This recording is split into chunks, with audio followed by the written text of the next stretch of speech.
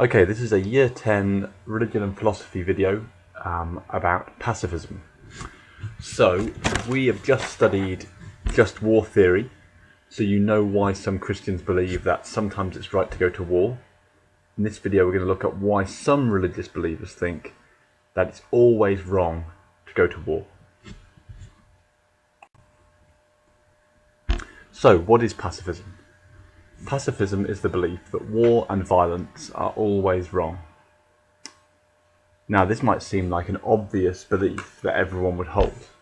Most people believe that violence and fighting are not a good thing. However, most people believe that in some cases it is right to go to war.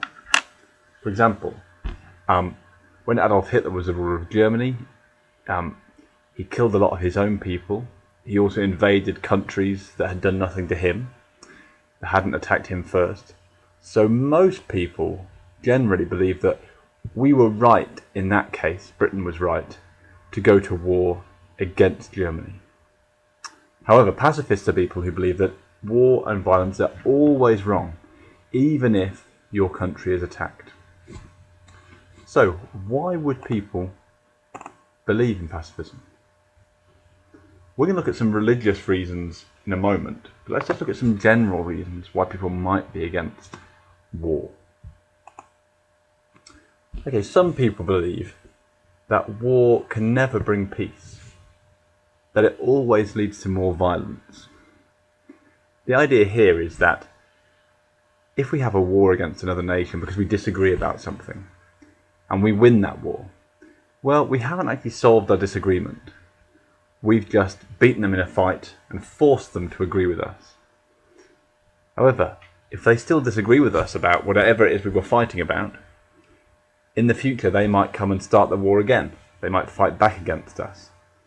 So pacifists think the only way to get peace in the end is to reach an agreement, to get the two sides to sit down and talk to each other.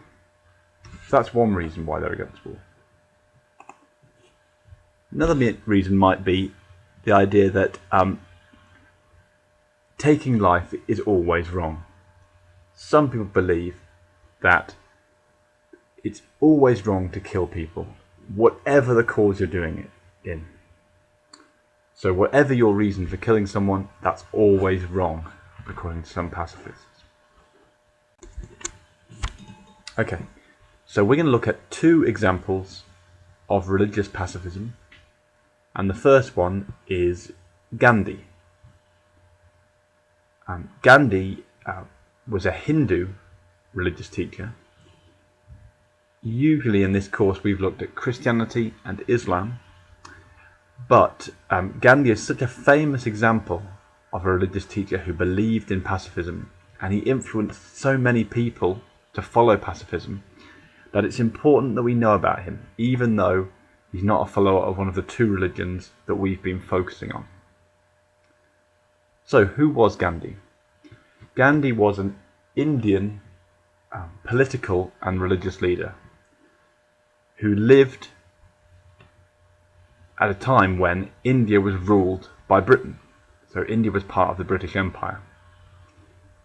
Now, Gandhi wanted India to be independent, so that it was Indian people ruled themselves, and he also thought that the way in which Britain was running the empire, was ruling over India, was unfair, and that they had brought in many unfair laws. So Gandhi believed in fighting against the British. However, he was a pacifist, and so that meant he never fought against the British using violence. He only used non-violent forms of protest to fight against the British. So why? Why was Gandhi a pacifist? That's the really important point that we need to understand. So Gandhi had two real reasons for being a pacifist. One was his religious beliefs. One of the key teachings of Hinduism is the teaching of ahimsa. Ahimsa is a Sanskrit word, that's an old Indian language, and it means non-violence.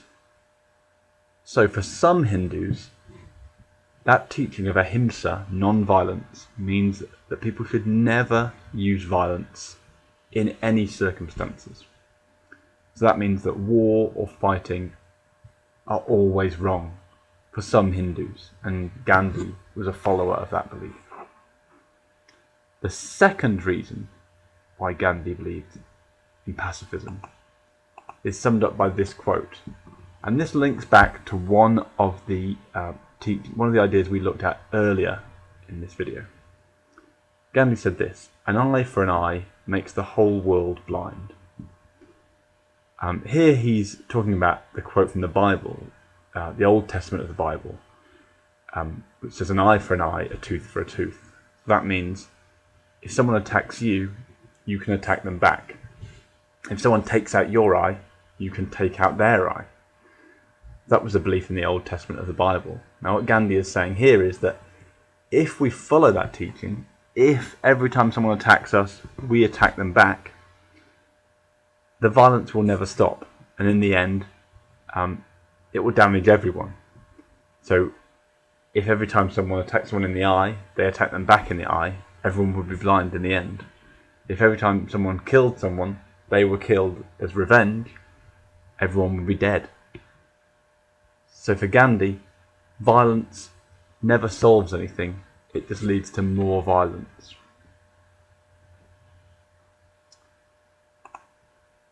So if Gandhi didn't believe in violence, how did he fight against the British? Gandhi thought that instead of using violence, people should use non-violent protests. And that's a key term that you're going to need to understand. Non-violent protests are ways in which people can complain or try to fight against things that they think are wrong without using actual violence. So examples that Gandhi used would be, for example, protest marches, where you go on a march through somewhere or to a certain place to express your disapproval, to express that you're not happy about something. A famous example, and this is on the photo on your video, is the Salt March. Now in India, when Gandhi lived, the British brought in a tax on salt. Now, salt is obviously something that everybody uses in their cooking, so it's quite an important thing. And the Indians were very unhappy about having to pay this tax on the salt. And not only did they have to pay this tax, but they couldn't make salt themselves. See, it's quite easy to make salt, especially if you live near the sea. You just dry out seawater and you've got salt. But they weren't allowed to do that. They had to buy the salt from companies, and they had to pay a tax when they bought it. So what Gandhi did and his followers is they went on a march around India, and as they marched around India, they got people to follow them. More people joined them as they walked around. And they marched to the sea. When they got to the sea, they made salt. They took water out of the sea, dried it, and made salt. So they broke the law. And because they broke the law, they were arrested. Some of them were quite badly beaten by the police, and they were put in prison. The point of the protest for Gandhi was that by getting themselves arrested, by kind of causing trouble in this way, they brought a lot of people's attention to this unfair tax, and they made a lot of people see how unfair that tax was. And actually the tax was taken away. So he did actually force the British to change without using violence in that situation. The second example of religious pacifism that we're going to look at are the Quakers. The Quakers are a Christian group. Their actual official name is the Society of Friends, but they're more often known by this nickname, the Quakers. The Quakers were formed in the 17th century by a man called George Fox, and that's a picture of him there on your screen now in the bottom left hand corner. And as you can see in the top right hand corner, Quakers are well known for opposing war, believing in pacifism, and often protesting against wars. So, big question again is why? Why are they against wars? This particular group of Christians. Well, like Gandhi, we can identify two reasons why Quakers are against wars.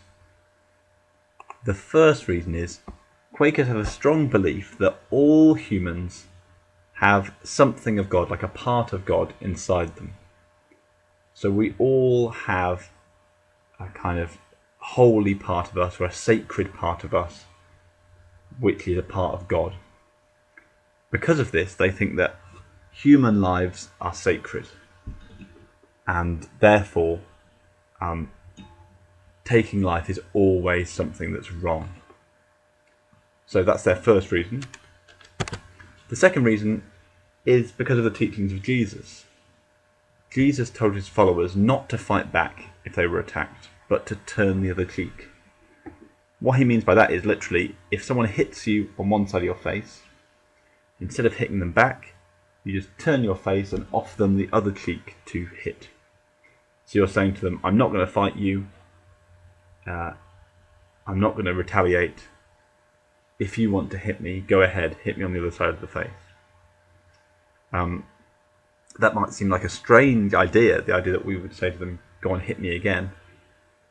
But for the Quakers, if you want to follow Jesus, you have to follow exactly what he said. Don't fight back. If people want to hit you, just let them.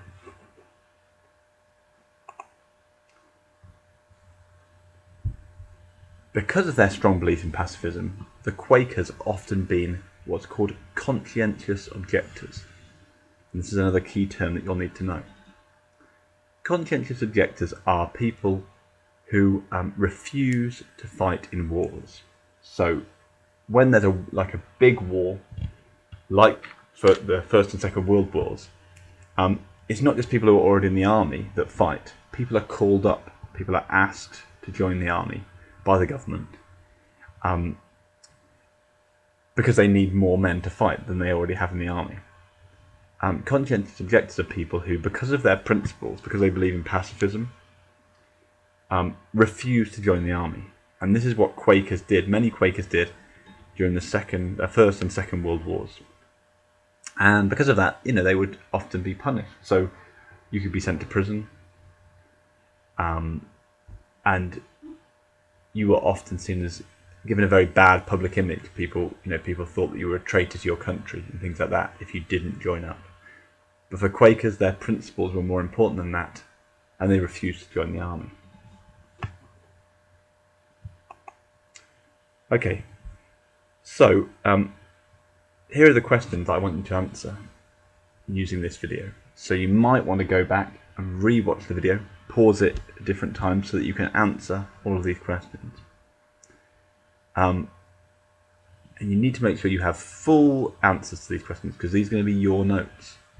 So you need to have answer in full sentences, and particularly for questions 2 and 3, you need to have full explanations. So the questions are, what is pacifism? Who was Gandhi and why was he against war? Make sure you have both of the reasons that he was against war. Both of his reasons for being a pacifist. You should have 2 reasons.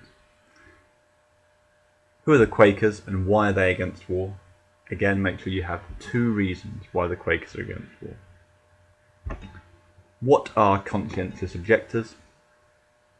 And what is non-violent protest? Okay, so make sure you have those questions answered in full for next lesson.